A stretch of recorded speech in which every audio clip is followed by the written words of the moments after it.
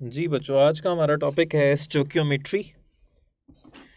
तो stoichiometry chemistry की एक ब्रांच है जिसमें हम डील करते हैं quantitative relationship between reactants and products in a balanced chemical equation.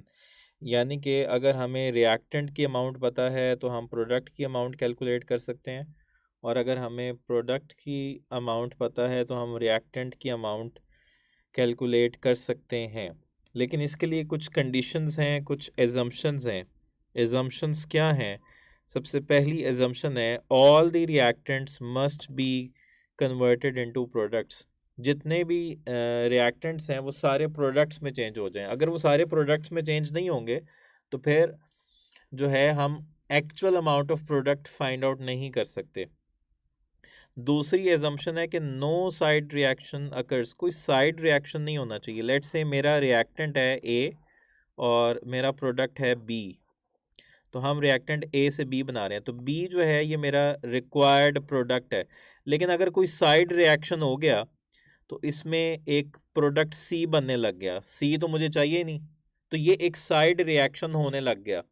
तो अगर वो सी बनने लग जाएगा तो मेरा जो एक्चुअल प्रोडक्ट है बी, उसकी अमाउंट कम हो जाएगी। तो फिर मुझे जो एक्चुअल अमाउंट है वो नहीं मिलेगी प्रोडक्ट की, जब अगर साइड रिएक्शन होगा। ठीक है, तो कोई साइड रिएक्शन नहीं होना चाहिए। Third, law of conservation of mass must be obeyed. Law of conservation of mass को ओबे करना है स्टोकियोमेट्री में। जैसे कि ये हमारे पास एक रिएक्शन है, वाटर की फॉर्मेशन है। इधर हाइड्रोजन के टोटल 4 एटम है तो इसका मास है 4 ग्राम। ऑक्सीजन के 2 एटम है तो इसका मास है 32 ग्राम। तो टोटल रिएक्टेंट्स का मास कितना आ गया? 36 ग्राम। और यहाँ पर प्रोडक्ट में हमारे पास वाटर का मास होता है 18, तो इसके 2 मोल्स हैं तो ये भी आ गया 36 ग्राम। तो यानी कि रिएक्टेंट का मास प्रोडक्ट के मास के बराबर होता है। तो स्टोकियोमेट्री तभी अप्लाई हो सकती है जब आप law of conservation of mass को ओबे करोगे। अगर आप इसको ओबे नहीं करोगे तो फिर जो है आप प्रोडक्ट की एक्चुअल अमाउंट नहीं फाइंड आउट कर सकते। अगर आप ये कंसिडर करोगे ना कि जितने भी रिएक्टेंट थे वो सारे प्रोडक्ट में चेंज हो गए, या रिएक्टेंट का मास प्रोडक्ट के मास के बराबर है, इसको आप कहते हो ना, mass can neither be created nor be destroyed but it only changes from one form to another form. तो बस मास की फॉर्म चेंज हुई है।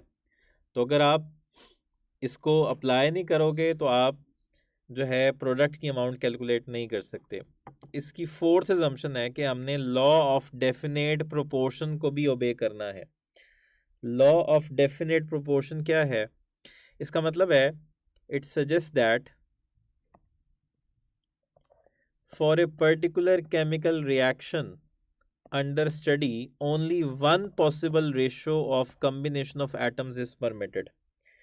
यानी कि अगर आपने वाटर बनाना है तो वाटर बनाने के लिए सिर्फ एक ही रेशो आपको परमिटेड है। मतलब जब भी आपने वाटर बनाना है तो 2 हाइड्रोजन के मॉलिक्यूल्स लेने हैं, एक ऑक्सीजन का मॉलिक्यूल लेना है, तो आपके पास 2 वाटर के मॉलिक्यूल्स बन जाएंगे। तो ये रेशो जो है ये परमिटेड है। इस रेशो से वाटर बन जाएगा। यानी कि हाइड्रोजन हमें 2 चाहिए और ऑक्सीजन हमें 1 चाहिए, तो फिर वाटर बनेगा। लेकिन अगर मैं ये कहूँ कि मैं सिर्फ एक हाइड्रोजन का मॉलिक्यूल लूँगा, अगर मैं कहूँ कि मैं सिर्फ हाइड्रोजन का एक मॉलिक्यूल ले लूँ और ऑक्सीजन का एक मॉलिक्यूल ले लूँ, तो इससे तो हाइड्रोजन पर ऑक्साइड बनेगा। तो पर मुझे तो वाटर बनाना था, तो ये परमिटेड नहीं है। This is non permitted. तो लॉ ऑफ डेफिनेट प्रोपोर्शन क्या है कि आपने for a particular chemical reaction सिर्फ एक कोई पॉसिबल रेशो होनी चाहिए प्रोडक्ट बनाने के लिए। ठीक है, ये है जी लॉ ऑफ डेफिनेट प्रोपोर्शन। तो ये 4 एजम्पशंस थी हमारे पास स्टोकियोमेट्री की। अब हम रिलेशनशिप्स पढ़ेंगे कि स्टोकियोमेट्री में कौन कौन से रिलेशनशिप्स हैं। चूँकि हमने कहा कि अगर हमें रिएक्टेंट की अमाउंट पता है तो हम प्रोडक्ट की अमाउंट कैलकुलेट कर सकते हैं। परमिट का मतलब है इजाज़त। तो इजाज़त ये है कि जब भी आपने वाटर बनाना है तो ये इजाज़त है कि आप 2 हाइड्रोजन के एटम लो और एक ऑक्सीजन का एटम लो। हाइड्रोजन और ऑक्सीजन एटम में 2:1 होनी चाहिए वाटर बनाने के लिए। तो अगर आप इस रेशो के अलावा कोई और रेशो लोगे, जैसे कि 2:2 ले लोगे, तो वो तो वाटर तो नहीं बनेगा, वो तो हाइड्रोजन पर ऑक्साइड बनेगा। ठीक है, नेक्स्ट है रिलेशनशिप। जैसे कि हम कह रहे हैं कि इसमें हमें, हाँ जी, 16 रिलेशनशिप हम स्टडी कर सकते हैं, लेकिन यहाँ पर जो है वो मैंने 6 टोटल जो है वो 5 रिलेशंस लिखे हैं। सबसे पहला रिलेशनशिप है जी मैस मैस रिलेशनशिप, यानी कि आपको अगर किसी एक का मैस पता है तो आप दूसरे का मैस फाइंड आउट कर सकते हो। दूसरा रिलेशनशिप क्या है, मैस मोल रिलेशनशिप। अगर आपको किसी एक का मैस पता है आप दूसरे का मोल निकाल सकते हो, या इसको ऐसे भी कह सकते हैं मोल मैस रिलेशनशिप। अगर आपको किसी एक के मोल्स पता है तो आप दूसरे के मैस निकाल सकते हो। वो कैसे, किसी एक के मोल पता थे तो दूसरे के भी मोल निकाल लिए, उसके मोल से फिर आपने उसका मैस फाइंड आउट कर लिया। थर्ड रिलेशनशिप है मैस वॉल्यूम रिलेशनशिप। अगर आपको किसी एक का मैस पता है तो आप उससे दूसरे का वॉल्यूम फाइंड आउट कर सकते हो, या किसी एक का वॉल्यूम पता है तो दूसरे का मैस फाइंड आउट कर सकते हो। फिर नेक्स्ट है हमारे पास मोल मोल रिलेशनशिप। अगर एक के मोल पता है तो दूसरे के मोल फाइंड आउट कर लोगे। और फिर है वॉल्यूम वॉल्यूम रिलेशनशिप।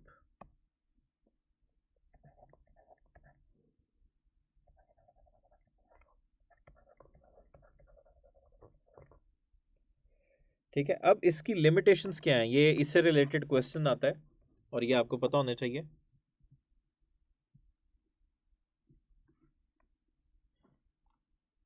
बेटा अभी हम स्टोकियोमेट्री पढ़ लें, फिर आपको ये क्लियरली अंडरस्टैंड होगा कि ये कैसा क्वांटिटेटिव रिलेशनशिप है। अच्छा, ये आपको नॉलेज होना चाहिए कि केमिकल इक्वेशन की क्या लिमिटेशंस होती हैं। केमिकल इक्वेशन हमें क्या नहीं बताती। मोल और वॉल्यूम रिलेशन नहीं होगा,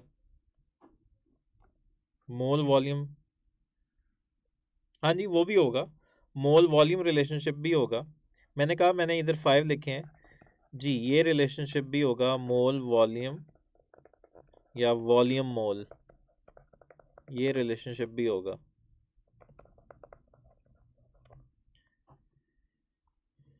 हाँ जी, केमिकल इक्वेशन हमें क्या नहीं बताती, केमिकल इक्वेशन हमें रेट ऑफ रिएक्शन के बारे में नहीं बताती। ठीक है, केमिकल इक्वेशन हमें रेट ऑफ रिएक्शन के बारे में नहीं बताती।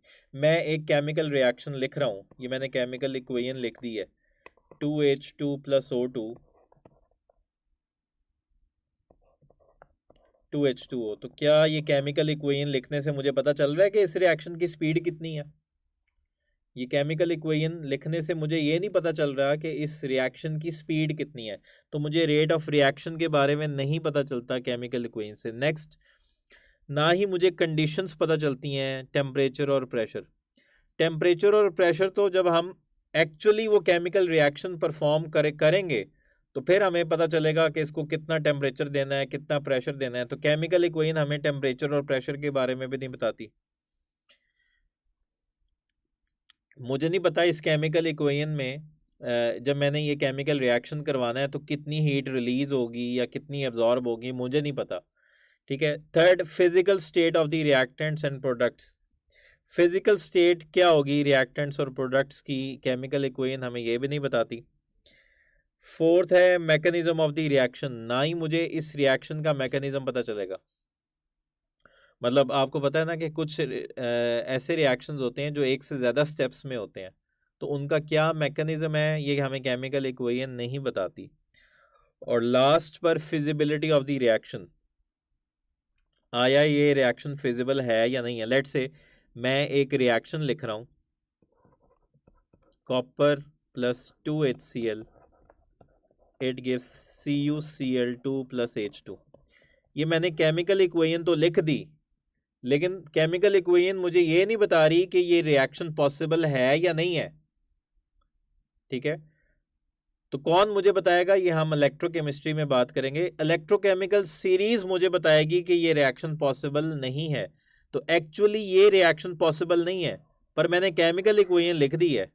केमिकल इक्वेशन मुझे ये नहीं बता रही कि ये रिएक्शन पॉसिबल है या नहीं है, ये रिएक्शन फिजिबल है या नहीं है। तो इलेक्ट्रोकेमिकल सीरीज की मदद से मुझे पता चलता है कि ये रिएक्शन पॉसिबल है या नहीं है। तो एक्चुअली ये रिएक्शन फिजिबल ही नहीं है। ठीक है, तो ये थी हमारे पास इसकी लिमिटेशंस। अब हम चलते हैं प्रैक्टिस की तरफ।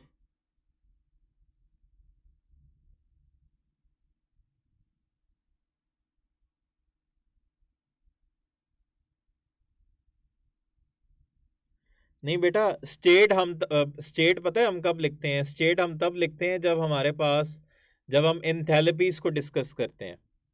जब हम एंथैल्पी को डिस्कस करते हैं तब हम स्टेट लिखते हैं रिएक्टेंट्स प्रोडक्ट्स की।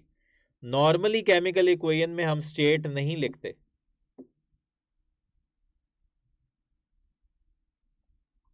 अब ये देखो, चलो आप वाली बात कि हम स्टेट लिखते हैं, केमिकल इक्वेशन हमें स्टेट बताती है। अच्छा, यहां पर अब ये जो वाटर प्रोड्यूस हो रहा है, मुझे क्या पता कि ये वाटर जो है ये वेपर्स की फॉर्म में प्रोड्यूस हुआ है या लिक्विड की फॉर्म में प्रोड्यूस हुआ है। तो केमिकल इक्वेशन मुझे ये तो नहीं ना बता रही कि ये वाटर किस स्टेट में प्रोड्यूस हुआ। आया ये वाटर जो है ये वेपर स्टेट में स्टीम की फॉर्म में प्रोड्यूस हुआ है या लिक्विड की फॉर्म में प्रोड्यूस हुआ है। ओके, अंडरस्टैंड किया आपने? तो फिजिकल स्टेट हमें पता नहीं चलती कि आया वो प्रोडक्ट जो है वो किस स्टेट में बन रहा है। अच्छा जी, फेवरेट पार्ट आ गया जी प्रैक्टिस का। Calculate the grams of water formed when 8 gram of methane Burns in excess of oxygen. हाँ जी, बताएं कितना वाटर बनेगा जब हम 8 ग्राम मीथेन को बर्न करें एक्सेस ऑफ ऑक्सीजन में। तो सबसे पहले तो आप इक्वेशन बनाओगे। तो हमें पता है जब भी हम किसी ऑर्गेनिक कंपाउंड को बर्न करते हैं ऑक्सीजन की प्रेजेंस में, तो हमेशा कार्बन डाइऑक्साइड और वाटर ही बनता है। मतलब स्टार्ट हम करेंगे बैलेंस्ड केमिकल इक्वेशन से। अच्छा, मीथेन का मोलर मास कितना है? मीथेन यहां पर कितना है? 16 ग्राम। तो जब मीथेन 16 ग्राम है तो वाटर कितना प्रोड्यूस हो रहा है?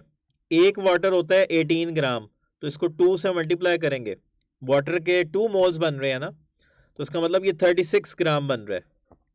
तो अगर हम मीथेन को बर्न करें एक्सेस सप्लाई ऑफ ऑक्सीजन में तो वाटर का 36 ग्राम बनता है। वो आपसे पूछ रहा है अगर हम 8 ग्राम मीथेन ले लें, तो 8 ग्राम मीथेन हम लेंगे तो बेसिकली 8 जो है वो 16 का हाफ है, तो इसको हाफ किया है तो इसको भी हाफ कर दो, ये हो गया 18 gram. Right answer is beta.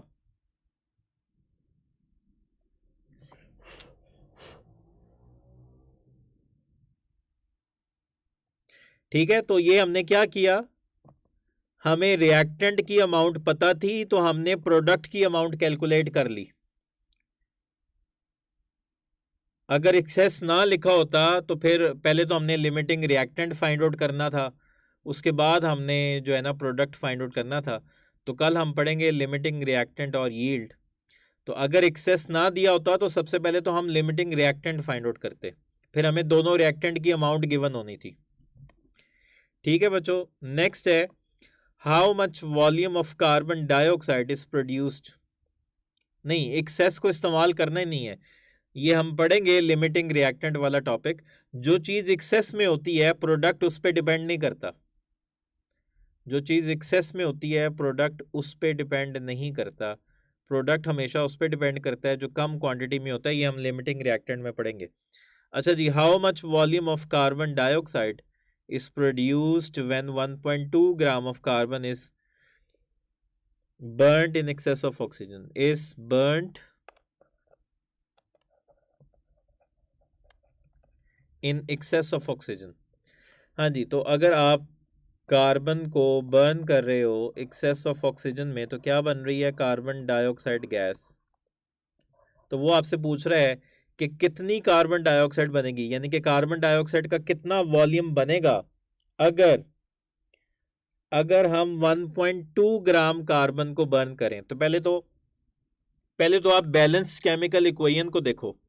Balance chemical equation मुझे ये बता रही है कि बैलेंस केमिकल इक्वेशन में कार्बन का 1 मोल है, यानी कि जब मैं 12 ग्राम कार्बन को बर्न करता हूँ तो कार्बन डाइऑक्साइड का 1 मोल बनता है, और 1 मोल का कितना वॉल्यूम होता है? 22.414 लीटर्स। पर वो आपसे पूछ रहा है 1.2 ग्राम अगर हम कार्बन बर्न करें, तो अगर हम कार्बन कितना बर्न करें 1.2 ग्राम, तो 12 से 1.2 पे आप कैसे आए हो? 12 से 1.2 पे आए हो 10 से डिवाइड करके। तो इसको अगर 10 से डिवाइड किया है तो इसको भी 10 से डिवाइड कर दो, तो ये हो जाएगा 2.24 litres. Right answer is beta.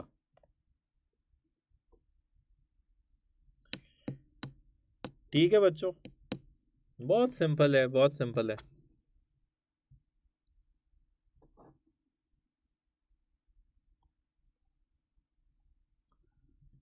तो अब हम चल रहे हैं कुछ पास पेपर वाले क्वेश्चंस है। Which one of the following has same number of molecules as present in 11 gram of carbon dioxide? तो ये मोल से भी रिलेटेड है। इनमें किस में सेम नंबर ऑफ मॉलिक्यूल्स हैं जितने 11 ग्राम कार्बन डाइऑक्साइड में है? तो कार्बन डाइऑक्साइड का मोलर मास कितना होता है? 44 ग्राम। तो 44 ग्राम 1 मोल के बराबर है, तो 11 ग्राम कितने मोल्स के बराबर होगा? 0.25। तो कार्बन डाइऑक्साइड के मोल्स कितने आ गए? 0.25 मोल्स। या आप इसको ऐसे भी कर सकते हो, इसका गिवन मैस है 11, मोलर मैस है 44, तो 11 1 आर 11, 11 4 आर 44, तो ये आ गया 0.25 मोल्स। अब आपने देखने हैं कि इनमें से किसके 0.25 मोल्स हैं। अब आपने इनमें से देखना है कि इनमें से किसके 0.25 मोल्स हैं। अच्छा, ये है 4 डिवाइडेड बाय 32, तो 4 डिवाइडेड बाय 32 ये तो 1/8 होता है, तो 1/8 0.25 नहीं है, तो ये ऑप्शन तो नहीं है। अच्छा, 4.5 डिवाइडेड बाय 18, तो ये होता है 1/4। यस, ये है 0.25। फिर बाकी ऑप्शंस भी देखते हैं। 4 ग्राम ऑफ ऑक्सीजन एटम, तो 4/16, ये कितना हो गया? 1/4, यानी कि 0 पॉइंट, तो ये भी 0.25 आ गया। तो अभी ज़रा इसमें एक टेक्निकल बात है, उसको समझना है आपने। और ये 1/4 मोल्स है सोडियम के, तो ये भी 0.25 है। तो यहाँ पर तो तीन चीज़ों के, यहाँ पर तो तीन ऑप्शंस में 0.25 है, तो फिर कौन सा आंसर होगा? ज़रा स्टेटमेंट ध्यान से पढ़ो। Which of the following has same number of molecules.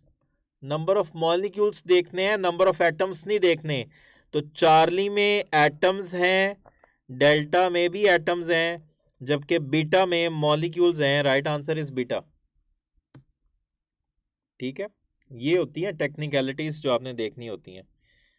हालांकि तीन चॉइसेस जो हैं उनमें 0.25 मोल्स आ रहे हैं, पर उसने आपसे पूछा नंबर ऑफ मॉलिक्यूल्स, तो नंबर ऑफ मॉलिक्यूल्स किसके हैं 0.25? बीटा ऑप्शन में, जबकि चार्ली और डेल्टा में तो एटम्स है।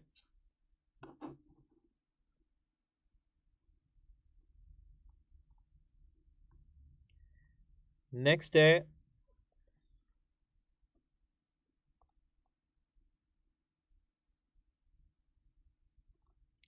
Determinate the number of moles of oxygen in 10.6 gram of sodium carbonate. जी बच्चों, सॉल्व करो इसको। 10.6 ग्राम सोडियम कार्बोनेट में आप ऑक्सीजन के मोल्स बताओ। हाँ जी, कर लोगे?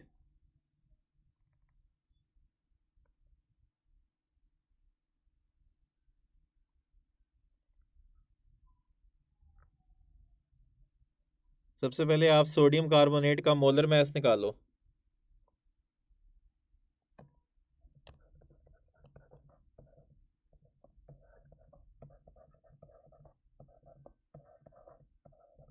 सोडियम का 23 मल्टीप्लाई बाय 2 प्लस कार्बन का 12 प्लस ऑक्सीजन का 16 multiply by 3, 23 2s are 46 plus 12 plus 48, तो ये आ गया मेरे पास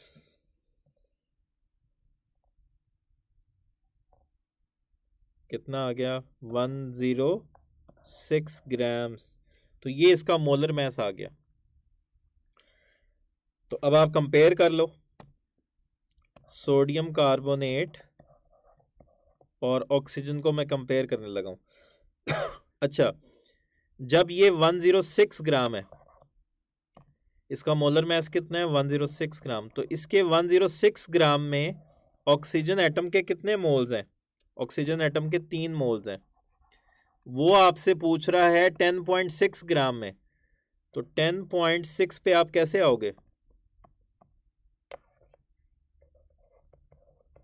10.6 पे आओगे आप 10 से डिवाइड करके, तो फिर इसको भी 10 से डिवाइड कर दो, तो ये हो जाएगा 0.3 moles. Right answer is Charlie.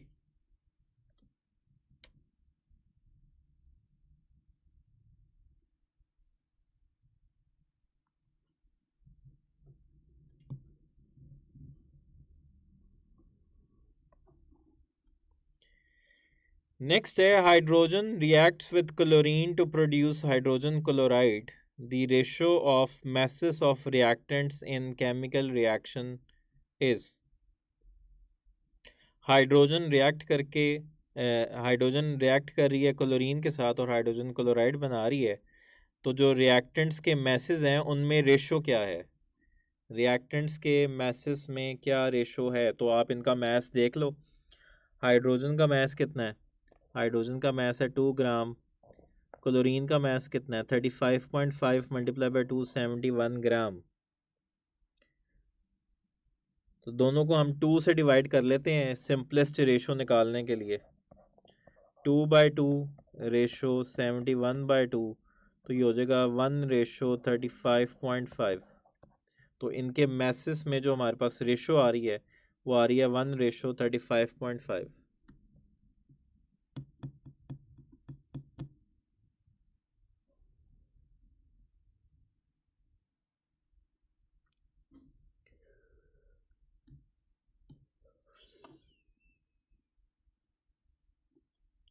Simplest ratio निकालनी है ना, वो कह रहा है रेशो रेशो बताएं, तो रेशो हमेशा हम सिंपलेस्ट बताते हैं, तो इन दोनों को हमने सिंप्लीफाई करना है।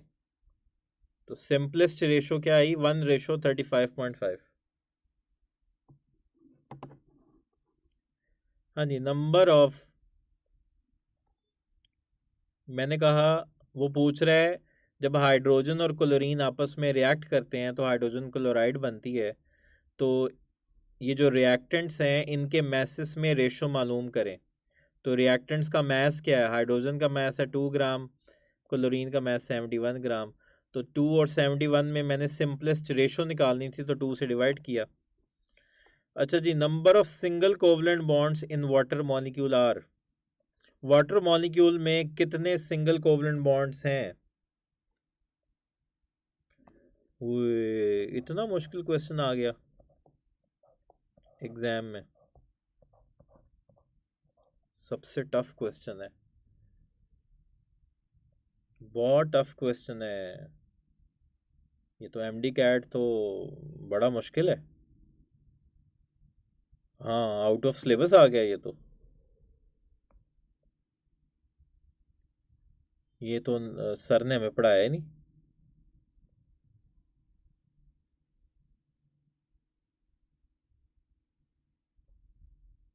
अल्लाह पूछे सर को। आहो।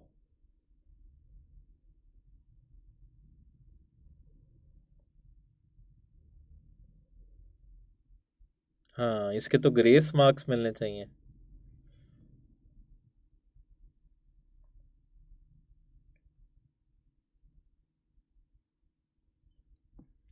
हाँ जी, तो वाटर मॉलिक्यूल में जी कितने सिंगल कोवलेंट बॉन्ड्स हैं? सिंगल कोवलेंट बॉन्ड 2 हैं। Right answer is Charlie, sorry, right answer is beta.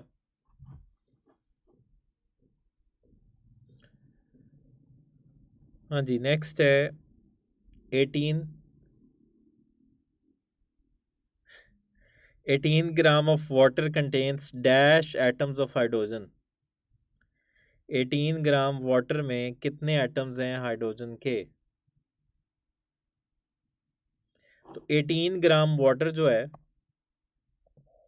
18 gram water ये 1 मोल के बराबर है। तो इसके 1 मोल में 2 एटम्स है ना, तो 2 को मल्टीप्लाई कर देंगे एवोगैड्रोस नंबर से। Right answer is Charlie. ठीक है, 18 gram of water is equals to 1 mole, और 1 मोल में 2 मोल्स हैं हाइड्रोजन एटम्स के।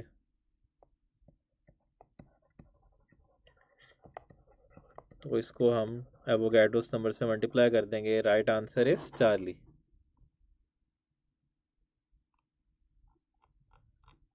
चलो भाई, अब हम फाइंड आउट करते हैं एक क्वेश्चन, अब कुछ क्वेश्चन मेरी तरफ से।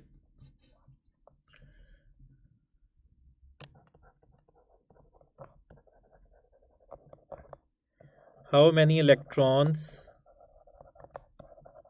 Are present in 1.8 gram of water? How many electrons are present in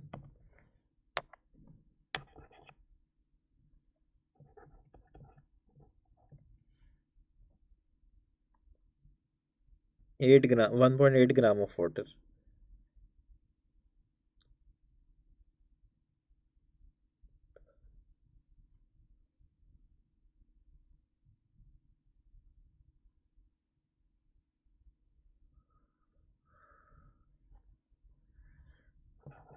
Six point zero two multiplied by 10 raised to power 24. 6.02 multiplied by 10 raised to power 23.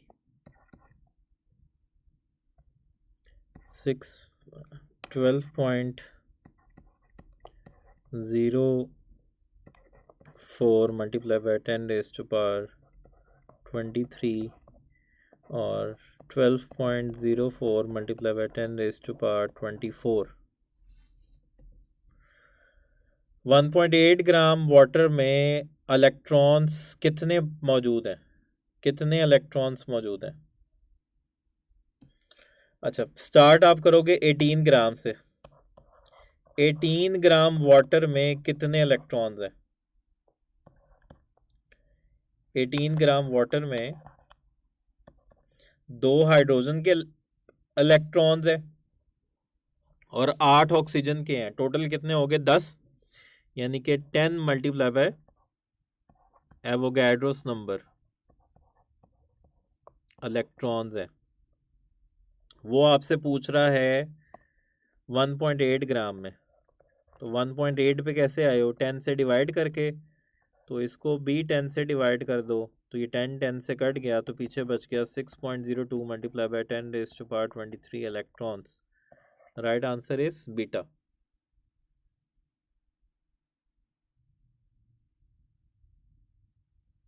Oxygen का atomic number क्या होता है? 8 होता है ना, तो 8 इलेक्ट्रॉन्स। बेटा, ऑक्सीजन का एटॉमिक नंबर क्या है? 8।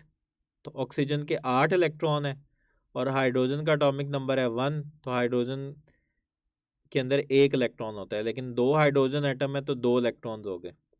तो 18 ग्राम वाटर में 10 मोल्स हैं इलेक्ट्रॉन्स के। तो हमने उसका नंबर फाइंड आउट करना था, तो हमने उसको एवोगैड्रोस नंबर से मल्टीप्लाई किया। वो आपसे पूछ रहा है 1.8 ग्राम में। तो 1.8 ग्राम में कितने हो जाएंगे? तो 18 में 10 raise to power Avogadro's number थे, तो 1.8 में कितने होंगे? 10 से डिवाइड कर दो। तो इसको भी 10 से डिवाइड कर दो, तो ये हो जाएगा 6.02 multiply by 10 raise to power 23। बेटा, एटॉमिक नंबर हमें प्रोटॉन बताता है, और जितने प्रोटॉन होते हैं उतने ही इलेक्ट्रॉन होते हैं।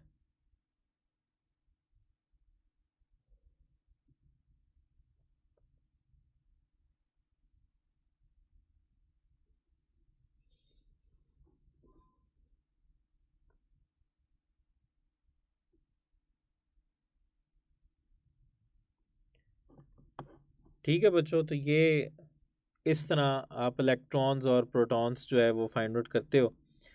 5 वाला मैं रिपीट कर रहा हूँ। 18 ग्राम वाटर में डैश एटम्स हैं हाइड्रोजन के। ये देखो, 18 ग्राम ऑफ वाटर 1 मोल के बराबर है ना, वाटर का 1 मोल है, और वाटर के 1 मोल में हाइड्रोजन के कितने मोल्स हैं? हाइड्रोजन के 2 मोल्स हैं, तो 2 मोल्स हैं हाइड्रोजन एटम्स के।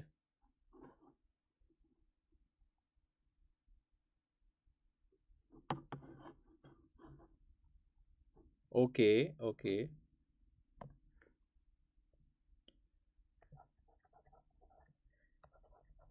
The number of electrons in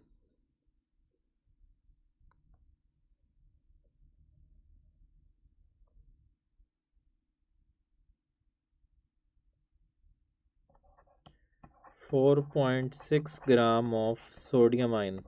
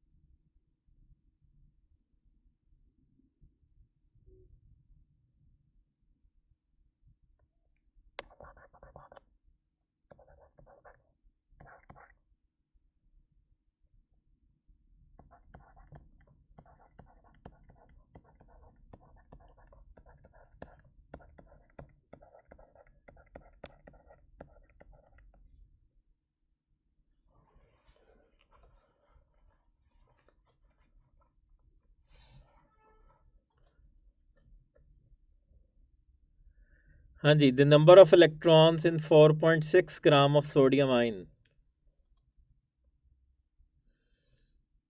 4.6 gram sodium ion में कितने इलेक्ट्रॉन्स होंगे?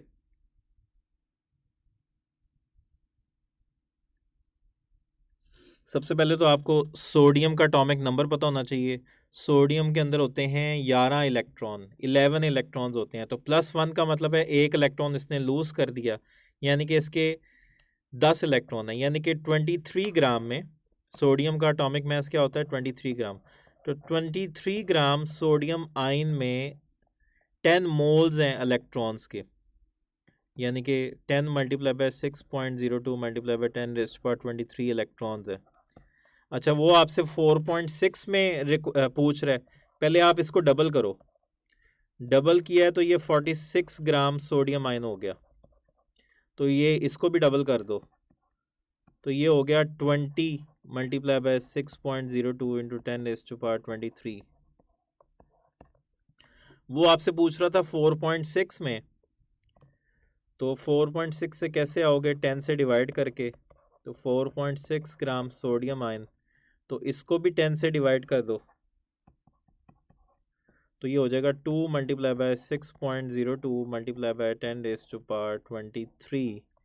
तो 2 को 6.02 से मल्टीप्लाई कर देंगे तो ये हो जाएगा 12.04 multiply by 10⁻23 electrons. Right answer is delta.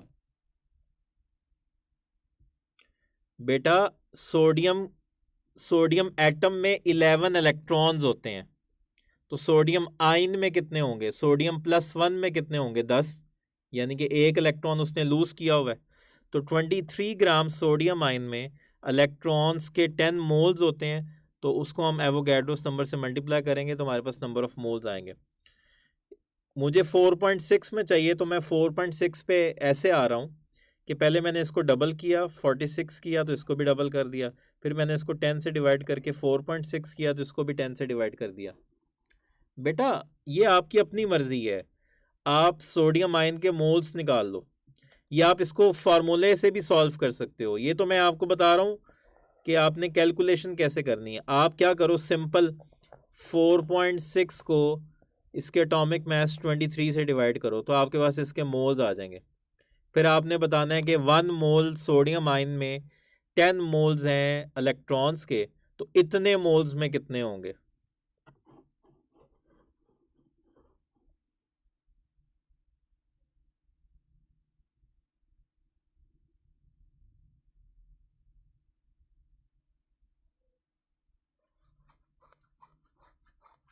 नहीं बेटा, सी में तो 10⁻²4 है।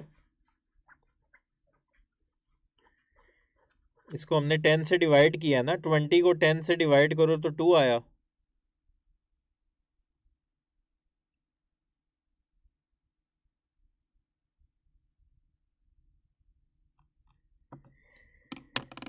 ठीक है बच्चों, this is all about stoichiometry. इंशाल्लाह कल हम लिमिटिंग रिएक्टेंट और यील्ड पढ़ेंगे, और कल ये यूनिट ख़त्म हो जाएगा। तो इसकी आपने प्रैक्टिस करनी है, भरपूर प्रैक्टिस करनी है। सोडियम एटम लिखते तो उसमें तो 11 इलेक्ट्रॉन होते हैं ना।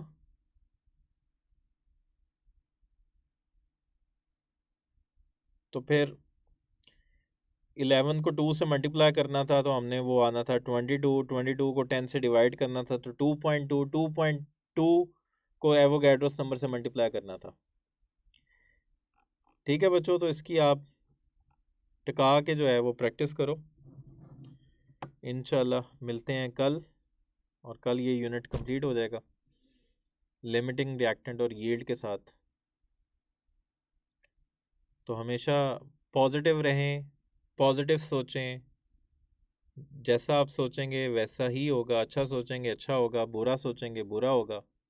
तो हमेशा पॉजिटिव रहा करें, और हमेशा जो है वो अच्छा सोचा करें कि हाँ मैं ये कर सकता हूँ। अपना जो मोराल है वो हाई रखा करें कि मैं ये कर सकता हूँ, मैं ये कर सकती हूँ। अगर आप पहले से ये सोच लोगे कि मैं ये नहीं कर सकता, मेरे से नहीं हो सकता, तो फिर जो है वो वाकई नहीं होगा। तो इसलिए अल्लाह से अच्छे की उम्मीद रखें, इंशाल्लाह अच्छा होगा। बाकी आप अपनी मेहनत जारी रखें, बाकी अल्लाह पे छोड़ दें। दूसरों के लिए आसानियाँ पैदा करें,